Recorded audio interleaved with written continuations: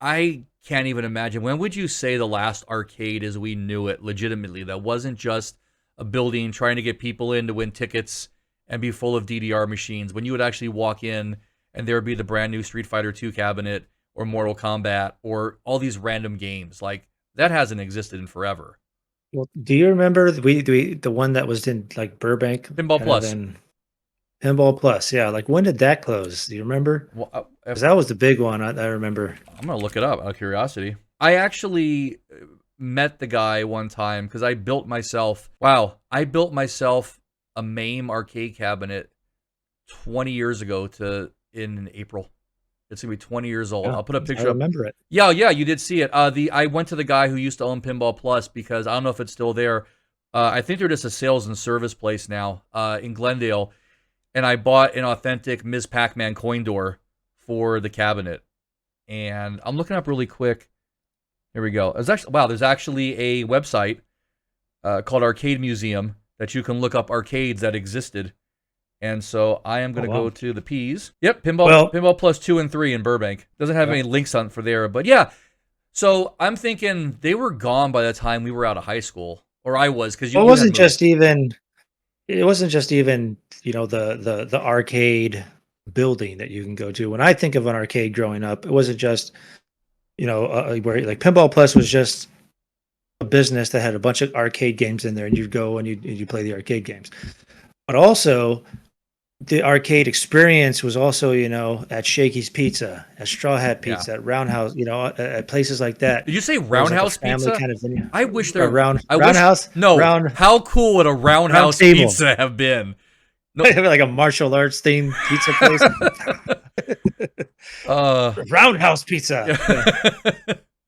It gives you a kick to your pizza. No, But but yes, you're right. We did have the little cubbies. They'd actually have like maybe a quarter of the dining area blocked off or walled off, walled off, Waldorf, and yeah, you'd have Waldorf. like maybe 8 or 10 machines in there and a token machine. Yeah, like Shakey's right there over by McCambridge Park. I mean, that was the place to go.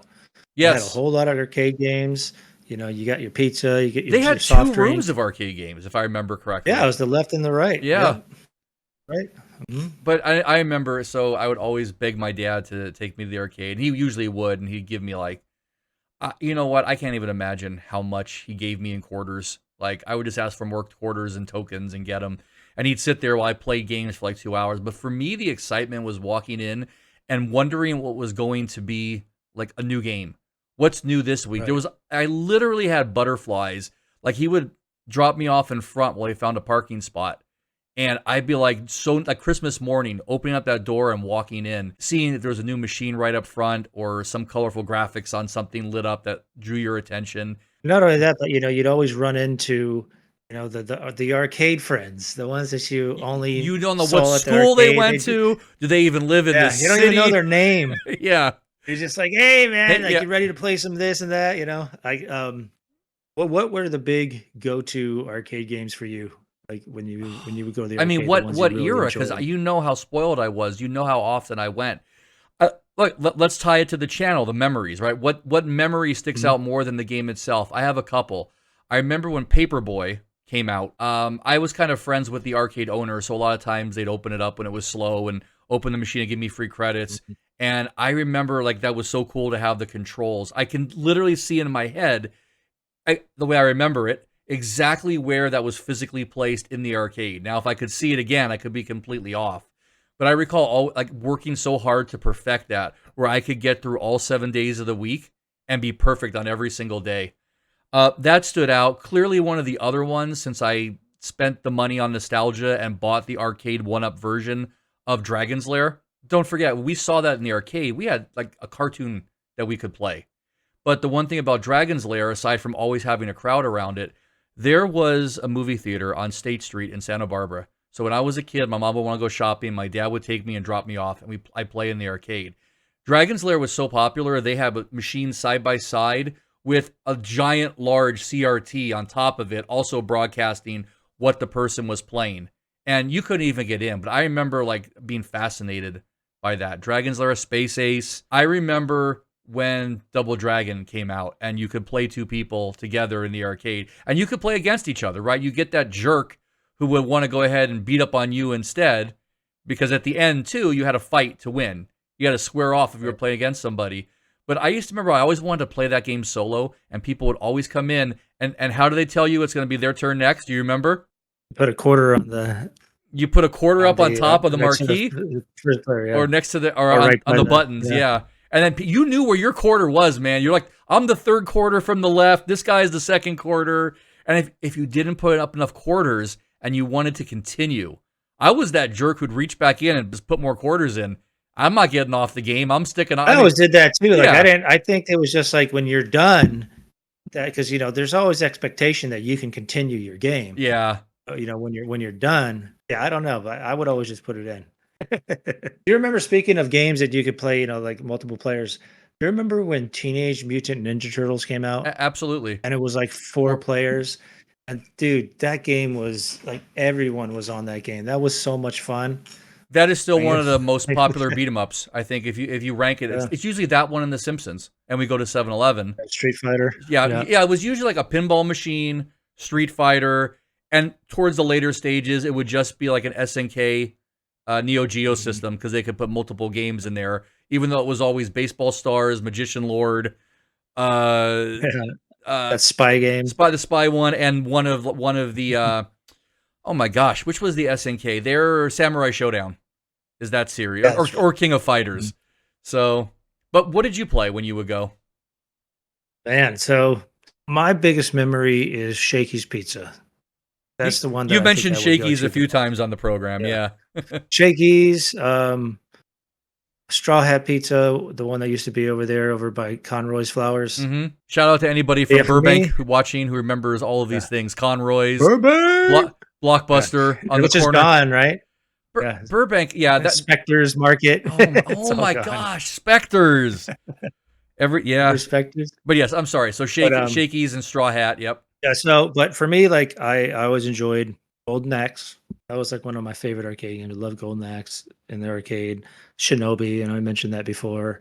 I think Rastin, you couldn't find in too many places. That was kind of an older game. I remember playing that at Chuck E. Cheese, back before Chuck E. Cheese, when it was Pizza Time Theater. Yep. And by the way, let's just stop for a second and digress. For those who never experienced Chuck E. Cheese Pizza Time Theater, like you missed out. Like what you know as Chuck E. Cheese today is not the Chuck E. Cheese that where you at that we grew up with. You know what I mean? I mean, it was awesome. You remember when you'd go in there and they'd have the hippo playing the piano and they'd have the rat playing the freaking Elvis and stuff. And it was just the head, right? It wasn't the full body animatronics. At least the Showtime Pizza I went to, it was actually a stage. It was a stage, and they would have doors, almost like the Country Bear Playhouse. That was one part of it. Yes, they had in one part, but then like near the entrance, they'd have the I think it was a hippo playing the piano. It was like a full freaking piano with a giant animatronic hippo, and she would sing. And then there was the Elvis rat, and that was like a giant rat with the guitar and the jumpsuit on and everything, and it was singing. I mean, it was awesome. And then it was like every 10 minutes it would start playing and it would stop for a while, And then they had all the arcade games. There wasn't really too many of the, those stupid ticket kind of machines they have now. They were just like classic arcade games. I remember playing Rolling Thunder. What the hell was that one? Moon Patrol. Oh. Yeah, like all those games. I remember Moon Patrol. I remember playing so much Moon Patrol at the Shakey's. Spy Hunter. Yeah. Yeah, the sit-down Spy Hunter where you sat inside of the cabinet and you had the buttons there for your oil slick and your smoke screen and all that. Yeah, I still to this day feel like I can remember the taste specifically of Chuck E. Cheese pizza and the root beer that you would get in the pictures. Because if we went to the same one, I'm not sure, because I wasn't driving at 8 yet, so I don't know exactly where we went. But I remember the showroom area was set up like a beer hall almost. So long tables, and they bring it to you, and you'd have the pitchers of soda and the pizzas and the salads, and there was a whole separate giant room that was actually the arcade area. And they always had tickets and games. That's what they make extra money. But not like it is today. No, that's all it is. It's mainly like a little bowling thing, skee ball. Yeah, it's like skee ball or maybe like a basketball hoop thing, and you get tickets. Yeah, nowadays, if you go to any arcade, it's all basically either a basketball hoop, a plunger. Go with Dave and Buster's, right? Dave and Buster's is the perfect Mm. example.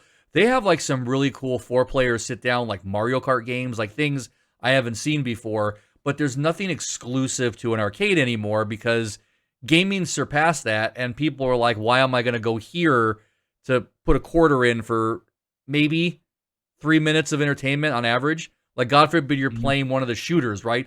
All the shooter games, the gunnery games, the rail games, those are made to just suck your quarters, right? You know, you could be the Yeah. best player ever, but at some point there's 17 missiles coming at you at once, and with a guy popping up and an axe coming this way too, and there's Yeah, you're just not no way gonna. you can do it. You have to Yeah. pay at least five And or even ten if you dollars. do, there has a time limit, so you still Yeah, run out of time you're anyway. up against it, but you just want to get to the ending, which was usually very disappointing because you're done. Get on, get the next person in here so we can make some more money.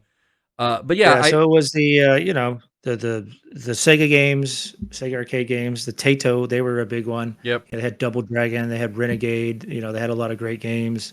The Teenage Mutant Ninja Turtles was a great game.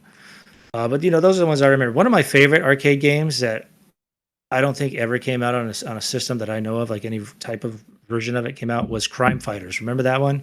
It was I, like a I four-player game. I remember the name, and I'm gonna type away on my loud keyboard and look it up really quick because I do remember. Oh, I recognize the logo. Oh my gosh, yes, I remember this. That's like an early I version. love that game. Yeah, that's like an Yeah, early version that of the was a one of the really four-player cool beat 'em game, up. and it was 4 players, so like everyone could go on there and play together. It was just a cool game. You could knock people down, kick them while they're down, and you had weapons. We And can't forget about one of the original four-player quarter munchers. which one is that? What are Think, you talking about? think, which one? Like, 4-player quarter muncher. like if I said which is the truth, I legitimately haven't eaten anything today, and I need food badly.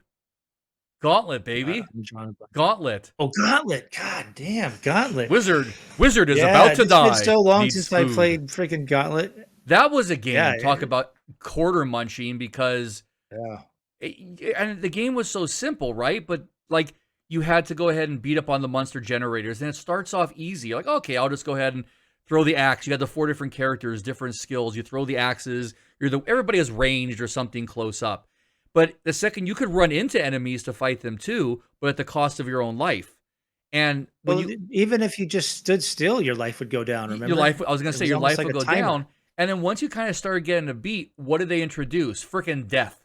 Remember, he'd walk around with the finger pointing. It's been so long, And I don't remember that there one. was no way to beat it unless you used up your precious magic potions. So literally, once like, hey, you got good at this game, we're just gonna throw death at you. Go ahead and take that. And so I never got to the end of Gauntlet. I do believe the arcade one has an ending or I don't some think I have level, either. but I'm sure it's like like 100 something levels. Let's see how many levels. Take a guess. What's your best guess? How many levels does Gauntlet have? I'm gonna say 25. Oh, get out of here. Go. It's 125 level maps. 100, Holy, 114 regular levels, and then 11 of those treasure levels, which were just bonus rooms where you could stock up on stuff. There were no enemies. 10, 9, 8, 7, 6. I mean, was that thing like a procedural generated game? no, that actually was not. That was set. Some of those exits would warp you ahead. But still, Hmm. 125 levels, I can't even imagine if you were to try and play through that 1 through 125. I mean, how long would it take? And I'm sure there's out there Yeah. too. But yeah, so 1985, so almost 40 years ago. 40 years ago next year was one of the original four-player quarter munchers. It was brutal. It was That was a brutal. good game too. Like it. I think if you still even were to look at that game today, it probably still looks pretty good.